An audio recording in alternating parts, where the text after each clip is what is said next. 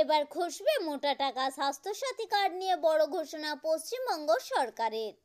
আবার বিপাকে মহুয়া মৈত্র। এবার তৃণমূলের 6 বিধায়কই একগুচ্ছ অভিযোগ জানিয়ে চিঠি লিখলেন মুখ্যমন্ত্রী মমতাকে। 5 ডিসেম্বর থেকে এটিএম কার্ড বন্ধ। এই ব্যাংকগুলির এটিএম কার্ড ব্যবহার করা যাবে না, নতুন নির্দেশিকা জারি। বছর শেষে দুর্দান্ত খবর, এক দেখায় ডিএ বাড়ল 3%। উপকৃত হবে 9 লক্ষ রাজ্যের সরকারি কর্মী পেনশনভোগীরা।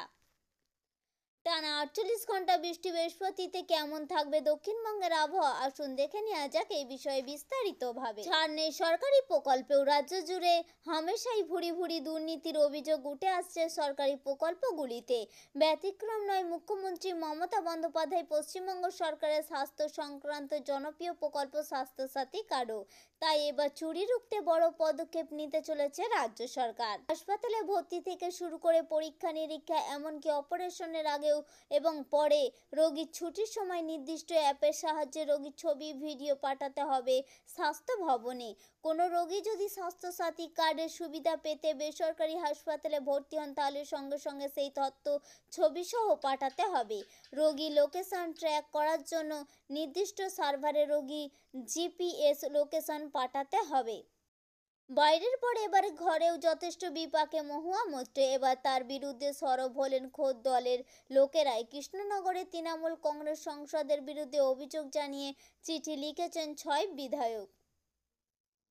ভারতীয় রিজার্ভ ব্যাংক সম্প্রতি এটিএম কার্ডের সাথে সম্পর্কিত একটি নতুন নিয়ম জারি করেছে।